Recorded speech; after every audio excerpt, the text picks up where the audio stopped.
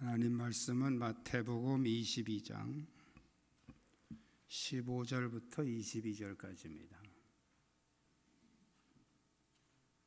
마태복음 22장 15절부터 22절까지 한 절씩 교독하겠습니다. 이에 바리새인들이 가서 어떻게 하면 예수를 말의 올무에 걸리게 할까 상의하고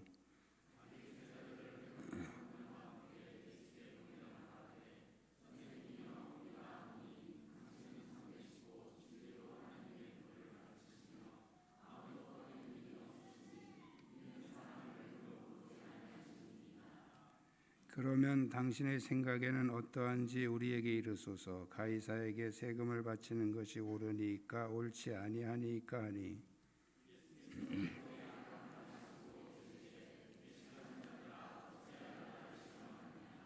세금 낼 돈을 내게 보이라 하시니 데나리온 하나를 가져왔거늘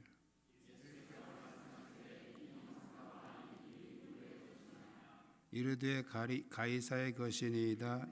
이에 이르시되 그런즉 가이사의 것은 가이사에게 하나님의 것은 하나님께 바치라 하시니 그들이 이 말씀을 듣고 놀랍게 여겨 예수를 떠나가니라. 아멘.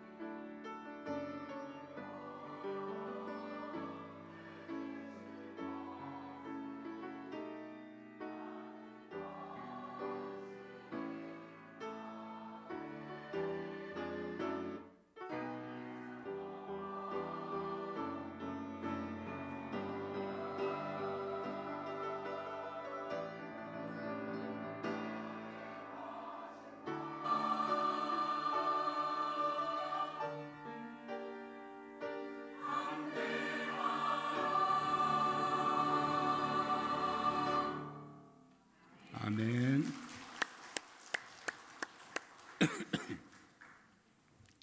감사합니다. 주위에 있는 분들과 서로 인사 나누시기 바랍니다.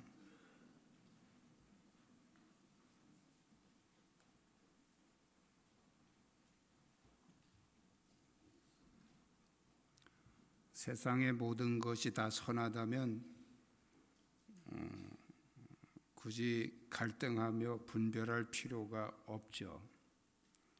그러나 우리가 살아가는 이 세상은 선한 것과 악한 것, 빛과 어두움, 진리와 비진리, 이런 여러 가지 대조적인 개념들이 많이 섞여 있기 때문에 지혜로운 분별력을 필요로 하고 있습니다.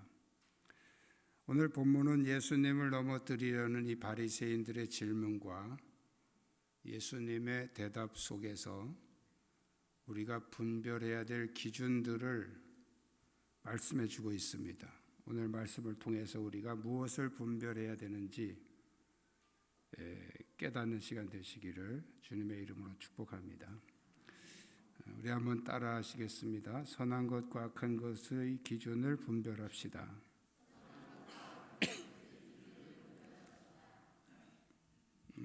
간단히 말씀을 드리면 선과 악을 분별하라, 그런 말씀입니다. 이 땅에 살아가면서 우리가 분별해야 될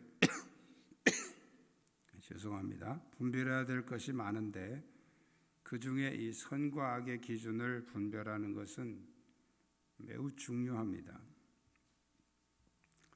이 선과 악의 기준을 분별하지 못하면 자기도 모르는 사이에 죄를 짓게 되고 또 악에 빠지게 되죠. 예수님은 주기도문에서 우리를 시험에 들게 하지 마시옵고 다만 악에서 구하옵소서라고 이렇게 우리에게 가르쳐 주고 있습니다. 악에 빠지지 않으려면 우선 그 선과 악의 기준을 잘 분별해야 됩니다. 일반적으로 사람들은 이 선과 악의 기준을 그 사람의 말과 행동을 보고서 판단을 하죠. 그래서 선한 말, 착한 말, 좋은 말을 하면 그 사람은 선한 사람, 또 이렇게 나쁜 말을 하면 악한 사람, 이렇게 판단을 합니다. 잘못된 건 아니죠. 대부분 그런 경우가 많으니까요. 그렇지만 꼭 그런 것만은 아니에요.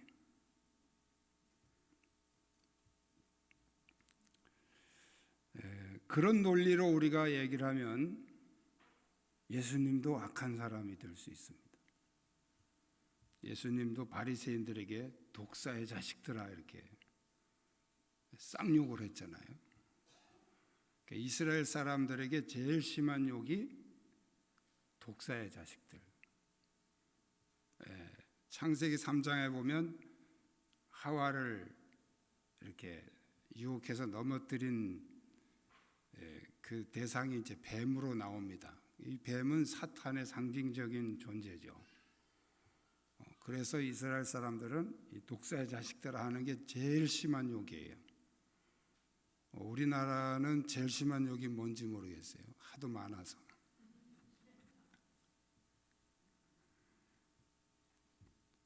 저희 어릴 때 이렇게 동네 그 할머니들은 정말 험하게 욕했어요.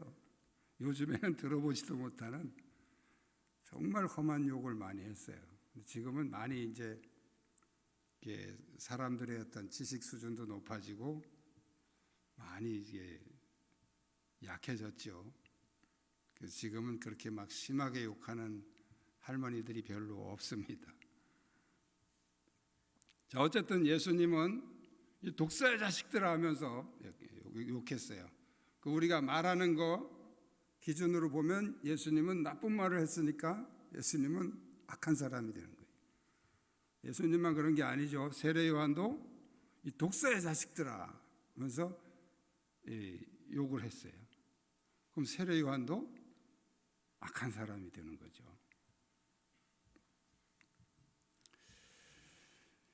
오늘 본문에서 이 바리새인들이 이제 예수님에게 와서 정말 아름다운 말로 예수님에게 이렇게 말합니다. 선생님, 우리가 아노니 당신은 참되시고 진리로 하나님의 도를 가르치시며 아무도 거리끼는 일이 없으시니 이는 사람을 외모로 보지 아니하심이니이다. 나쁜 말이에요? 착한 말이에요? 정말 착한 말이죠. 틀린 말이에요? 맞는 말이에요?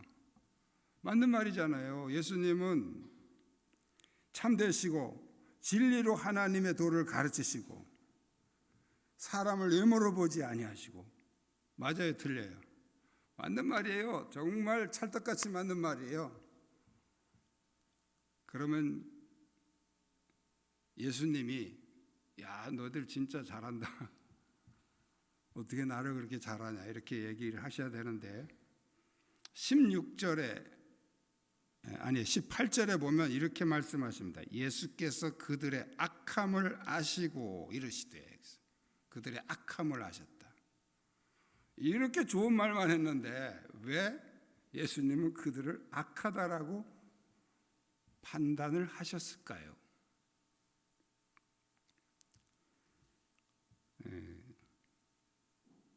그러면서 외식하는 자들아 어찌 나를 시험하느냐. 외식한다는 말은 연기한다 그런 뜻입니다. 연기. 이제 배우들이, 탤런트들이 영화나 드라마를 찍을 때 하는 거, 그게 연기잖아요. 어떤 삶에 대한 얘기를 이렇게 하지만 그 연기로 하는 거지 그 사람의 모습은 아니단 말이죠. 외식하는 자들아 연기하지 말아라. 어째 나를 시험하느냐. 니들 그렇게 좋은 말로 하는 거 그거 다 연기하는 거다. 그런 말씀이죠. 예수님의 그 선과 악의 기준은 말하고 행동하는 거를 기준으로 하는 게 아니고 그 사람의 마음 상태를 보신다는 거예요. 어떤 마음을 가지고 말하느냐. 그래서 그들은 온갖 아름다운 말로 예수님을 칭찬했지만 예수님은 그들의 그 악함을 보셨어요. 그래서 외식하는 자들아 연기하지 마라. 진심으로 한 말이 아니기 때문이죠. 그들의 의도가 악했기 때문입니다. 선과 악의 기준은 말과 행동에 있는 것이 아니라 그 마음에 있었다는 거예요. 마음이 악하면 아무리 아름다운 말로 포장을 해도 악한 말이 되는 것이고요. 마음이 선하면 비록 이렇게 독사의 자식들아 이런 쌍욕을 해도 그건 선한 말이 된다는 뜻이죠. 이단들이 요즘에만이 아니고 항상 우리 주변에 여러분들이 기회만 되면 여러분들에게 접근해서 이단들이 이렇게 유혹을 하려고 접근을 합니다. 그런데 접근할 때 정말 그 아름다운 말로 접근을 합니다. 막 칭찬을 하고 막 속에도 없는 말이죠. 자기들 목적으로 해서 그렇게 하는 거예요. 오늘따라 왜 이렇게 옷이 잘 어울리시나요? 여자들은 또 그런 얘기하면 또 뿅 가가지고서 진짜 내가 잘 어울리나 보다 하고 마음을 홀딱 열어줍니다. 그러면 이제 달콤한 말로 막 그렇게 해서 유혹을 하죠. 여러분 그렇게 아름다운 말만 해도 그것은 악한 말이에요. 왜냐하면 사람을 미혹하기 위한 목적으로 그런 악한 마음을 가지고 하기 때문에 그런 것입니다. 반대로 목사가 여러분들을 강단에서 막 책망을 했다고 생각을 하십시오. 그렇다면 그것은 회개하고 바로 세우기 위한, 바로 서기 위해서 표현하는 그런 마음으로 하는 말이기 때문에 비록 말은 거칠게 나가고 귀에 거슬릴지라도 그것은 선한 말이 됩니다. 표현을 보지 말고 의도를 보라, 그런 얘기예요. 할렐루야. 따라합시다. 표현을 보지 말고 의도를 보라.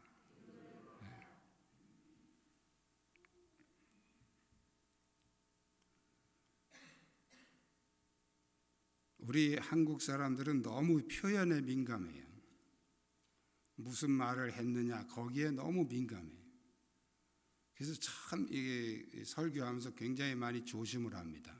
근데 여러분, 그 표현, 그 이면에 있는 마음을 보셔야 됩니다.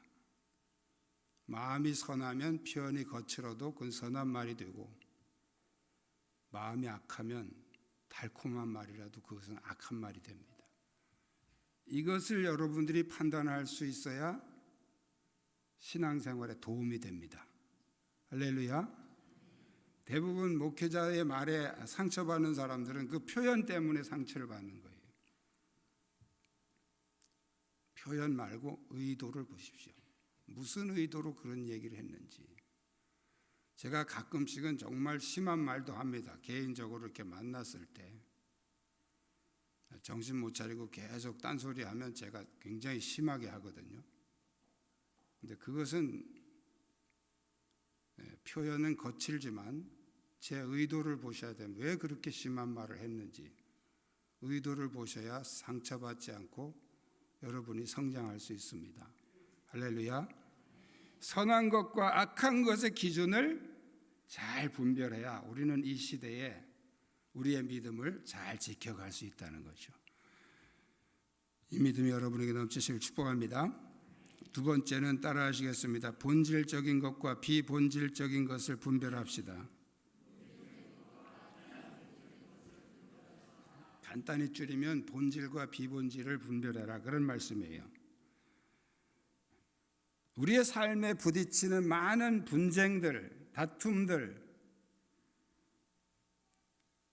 대부분 이 본질과 비본질을 구분하지 못해서 일어나는 일들입니다. 부부간에, 형제간에 또는 교우간에, 인간관계 속에서 많은 분쟁들은 거의 보면 본질과 비본질을 구분하지 못해서 그런 경우가 많습니다. 본질이라는 것은 고치면 안 되는 거예요. 다르게 생각할 수 없는 것. 예를 들면 예수님이 십자가에서 우리 죄를 대속하셨다. 이건 본질이에요. 그래서 이걸 고치면 안 돼. 예수님의 십자가 아니라도 우리가 용서받을 수 있는 길이 있다. 이렇게 말하면 안 된다, 그 말이에요. 그건 본질이기 때문이에요.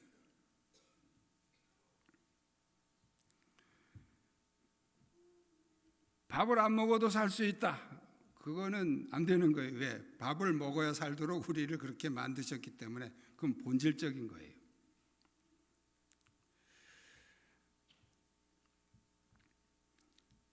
근데 비본질이라는 것은 이렇게도 생각할 수 있고 저렇게도 생각할 수 있는 거예요. 사람에 따라서 다르게 생각할 수 있는 거예요.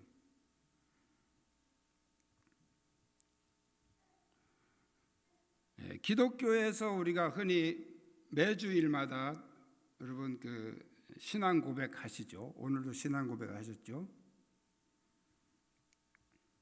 그 신앙 고백의 그 내용은 이제 사도신경이라고 하는데, 사도신경의 내용은 성경의 내용을 이렇게 딱 압축해 놓은 거예요. 그래서 이 사도신경의 내용은 아주 본질적인 핵심을 요약해 놓은 것입니다. 이거 바꾸면 안 되는 거예요.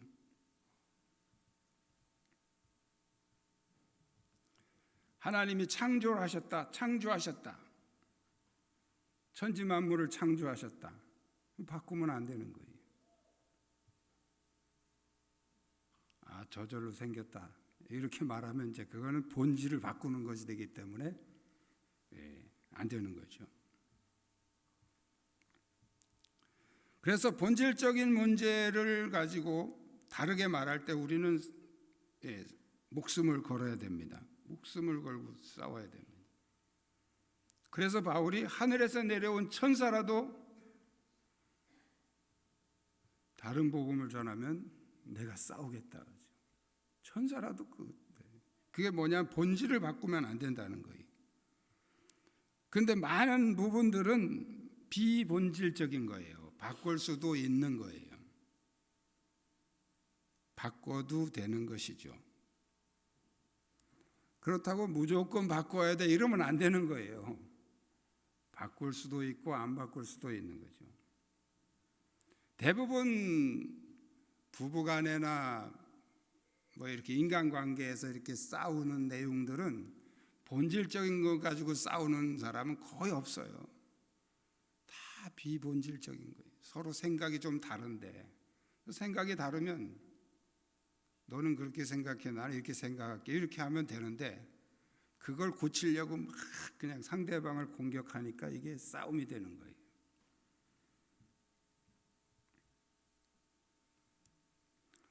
우리가 이단들을 용납할 수 없는 것은 본질적인 문제를 바꿔놓기 때문에, 또는 비본질적인 것을 본질적인 것처럼 얘기하기 때문에, 그래서 우리는 이단을 용납할 수 없는 것입니다. 제가 페이스북에다가 이제 이단과 사이비에 대한 얘기를 좀 글을 썼어요. 보통은 이제 이단 사이비라고 합쳐서 말합니다. 이단 사이비. 근데 정확하게 말하면 이단과 사이비는 좀 달라요. 그래서 제가 그걸 썼거든요. 이단은 이거고 사이비는 이거다. 거기다 댓글이 막 올라왔는데 정말 한심한 댓글들을 달았어요. 내 글은 읽어보지도 않고 그냥 지 생각을 막 걷다가 쓰더라고요.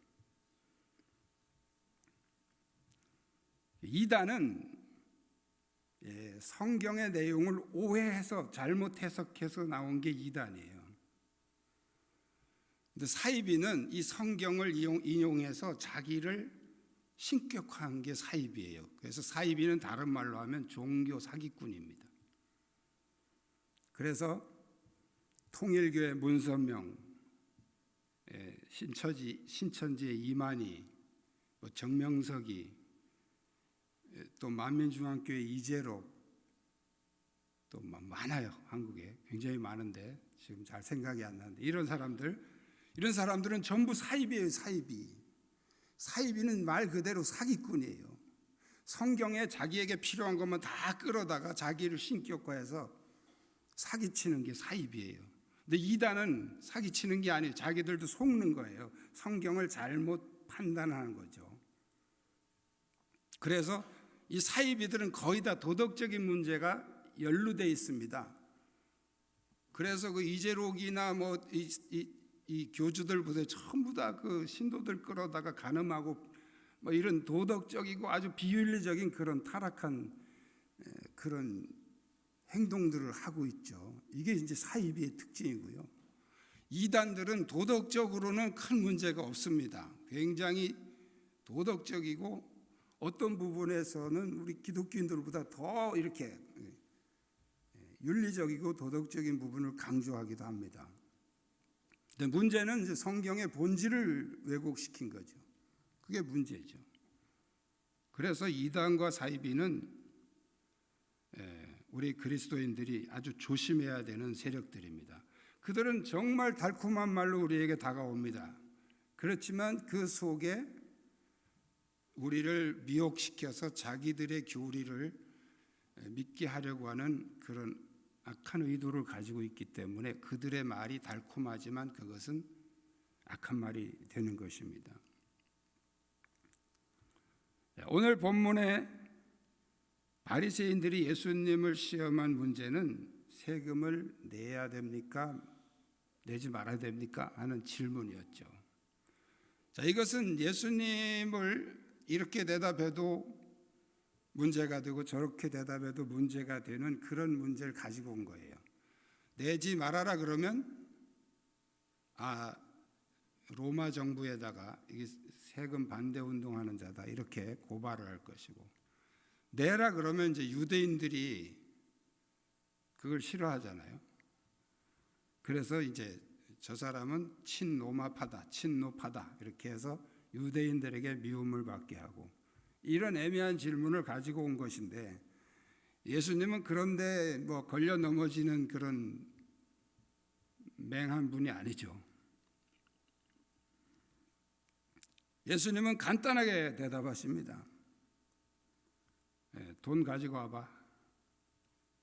여기 있는 형상이 누구의 형상이냐? 가이사의 형상입니다. 그래, 가이사의 거 가이사에게 바치고 하나님 거 하나님께 바쳐. 왜 예수님이 이렇게 얘기를 하셨을까요? 그 세금 내는 문제는 본질이 아니란 말이에요. 비본질이란 말이에요. 오해가 없으시기 바랍니다. 또 청광교회 목사가 세금 안 내도 된다 그랬다. 안 내도 된다 그러면 그 말이 아니에요. 그것은 진리가 아니라는 말이에요. 진리가 아니에요. 세금 내고 안 내는 문제는 진리가 아니에요.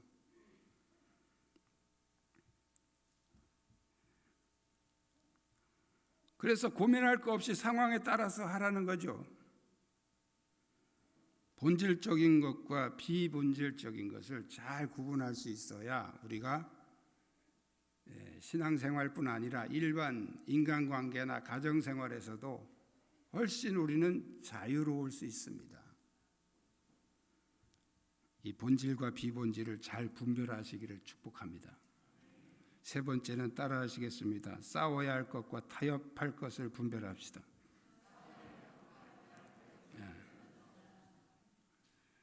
많은 사람들이 싸우는데 보면 진짜 싸울 문제도 아닌데 싸우는 경우가 많습니다. 성경은 우리에게 우리가 싸워야 될 대상은 바로 사람이 아니라 악의 세력, 사탄의 세력이라고 말씀을 하고 있어요. 바울은 에베소 6장에서 우리의 씨름은 혈과 육에 대한 것이 아니요 정사와 권세와 어둠의 세상 주관자들과 하늘에 있는 악의 영들에게 대함이라, 이렇게 분명한 싸움의 대상을 가르쳐주고 있습니다. 자, 예수님이 이 가이사의 것은 가이사에게 바치라고 하신 것은 이것은 싸워야 할 문제가 아니었기 때문이에요. 그렇다고 타협하라는 말이 무조건 상대방 말을 들어주라는 말은 아닙니다. 대화로 협상해서 문제를 해결해 나가라는 뜻이죠. 자, 그러나 우리가 진리의 문제, 이 본질적인 문제는 대화하거나 타협을 하면 안 되는 거예요. 단호하게 거절하거나 차단을 해서 지켜내야 됩니다. 그것이 바로 우리 그리스도인들이 이 시대에 해야 될 일이에요. 사도 요한은 이단들에게 인사도 하지 말라고 그랬어요. 왜 그랬을까요?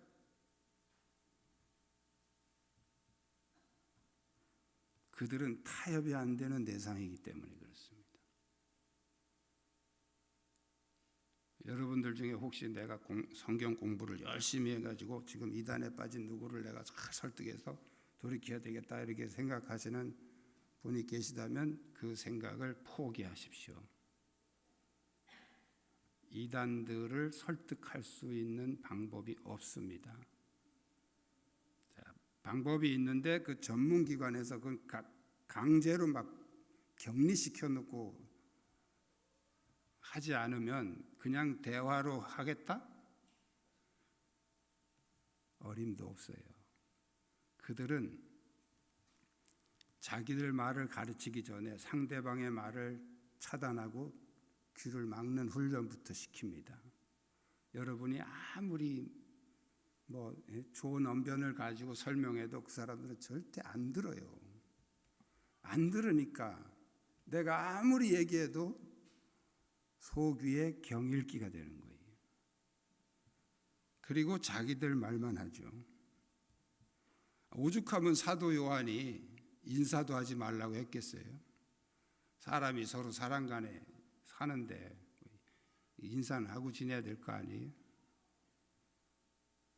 그 정도로 이 이단에 빠진 사람들은 한마디로 구제불능입니다. 그래서 어떤 특수기관, 그 이단들을 돌이켜놓는 특수기관이 있어요.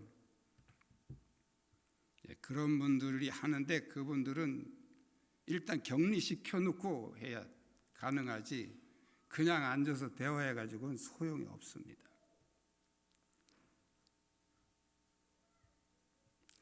많은 그리스도인들이 싸워야 할 대상과 타협해야 될 대상을 분별하지 못해서 문제가 일어나는 경우가 있습니다.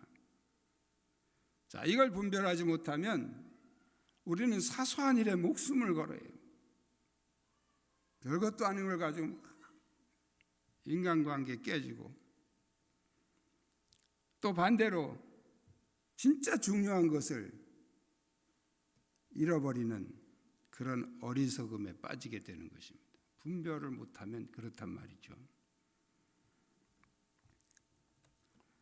미국의 어떤 큰 회사에 정전이 일어나면서 모든 기계가 마비가 됐습니다. 그래서 기술자를 불렀죠.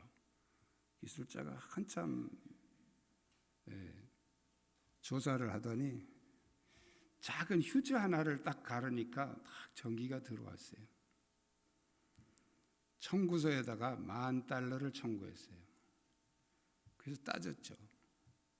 그 휴지 하나 갈아놓고서 왜 이렇게 많이 받느냐 그랬더니 그 기술자가 하는 말이 문제를 발견하는데 $9,999, 해결하는데 $1. 그래서 $10,000를 받았대요.